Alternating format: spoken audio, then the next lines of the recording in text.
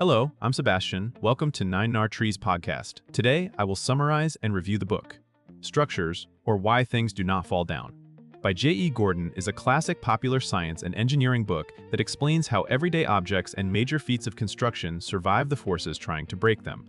Written by a materials scientist with a gift for plain language, it turns bridges, bones, towers, ships, and even jelly into examples of the same underlying ideas. Rather than focusing on heavy mathematics, Gordon emphasizes physical intuition, how loads travel, where stress concentrates, and why shape matters as much as material. The book also highlights how engineering is full of trade-offs, with designers balancing strength, stiffness, weight, cost, and safety. Along the way, readers learn why cracks are dangerous, why thin shells can be astonishingly strong, and why scaling up a design can make it fail in unexpected ways. It is both an introduction to structural thinking and an invitation to notice the hidden logic behind the built world. I will give you key takeaways from this book. Firstly, forces, stress, and how loads move through structures. A central theme is that structures do not simply sit there resisting gravity. They actively redirect forces through paths that can be understood and improved. Gordon explains the difference between a force applied to an object and the stress that develops inside it, which depends on the area carrying the load. This distinction helps clarify why a sharp heel can damage a floor, while a broad shoe does not, and why slender members can buckle even when the material itself is strong.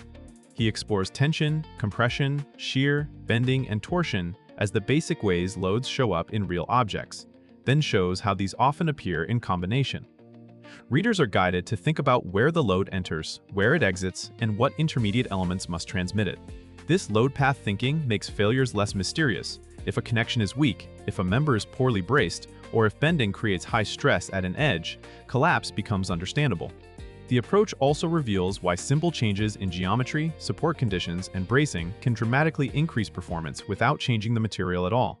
Secondly, material behavior, strength, stiffness, toughness, and brittleness. Gordon distinguishes properties that are often confused in everyday talk.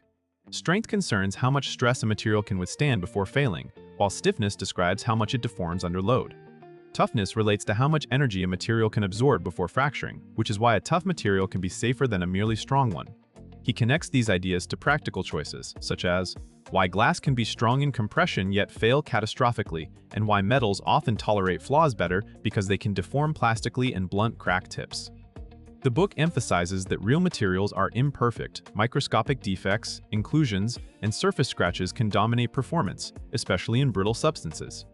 Gordon also discusses how fatigue and repeated loading can grow small defects into large cracks over time, explaining why components can fail even when each individual load seems modest.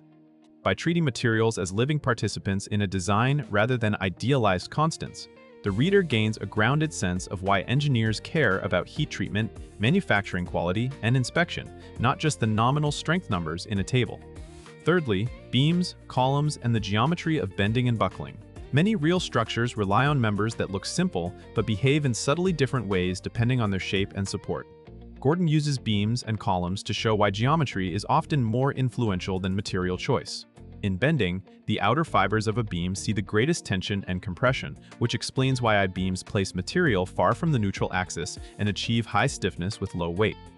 In compression, slender columns do not necessarily crush. They can buckle sideways at stresses far below the crushing strength, making stability a design problem as much as a materials problem. Gordon highlights how end conditions, bracing, and small imperfections can change buckling behavior, and why safety factors must account for these uncertainties.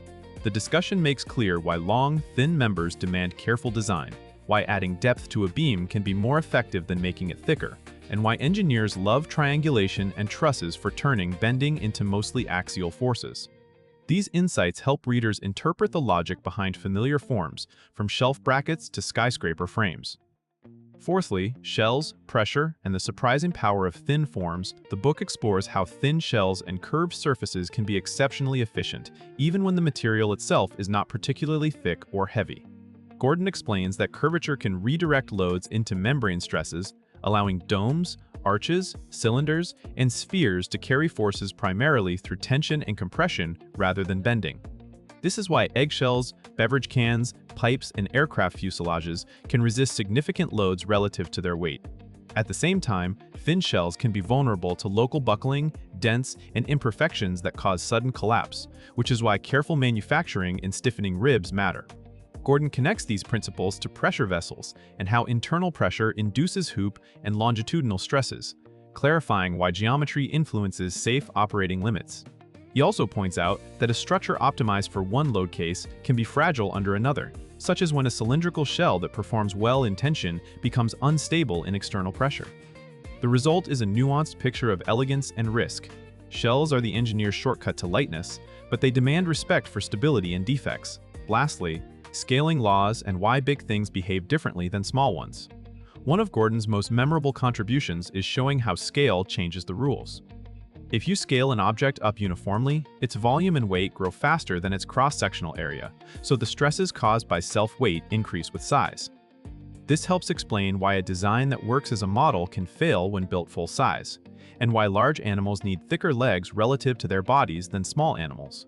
Gordon extends scaling arguments to stiffness, vibration, and stability, revealing why tall structures sway, why long spans demand different strategies, and why certain shapes dominate at different size ranges. These ideas also clarify why engineering often involves choosing a structural system suited to the scale, such as using trusses, cables, or shells, rather than simply making a solid beam bigger. The topic encourages readers to think critically about intuitive comparisons and to ask what changes when dimensions change.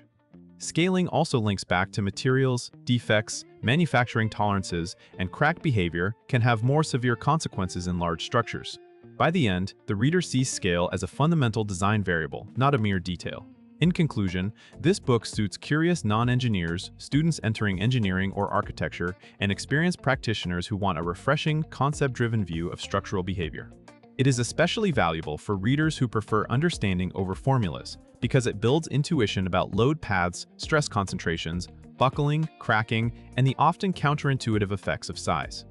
In daily life, that intuition translates into sharper judgment about safety and design, from why certain furniture feels wobbly to why a repaired component might fail later under fatigue.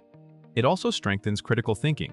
The reader learns to ask what the real failure mode is and where uncertainty hides, rather than relying on a single strength number. Compared with many introductory books that lean heavily on mathematics or narrow technical standards, Gordon's work stands out for its breadth and lively connections to biology, history, and ordinary objects. It teaches principles that remain relevant even as materials and codes evolve.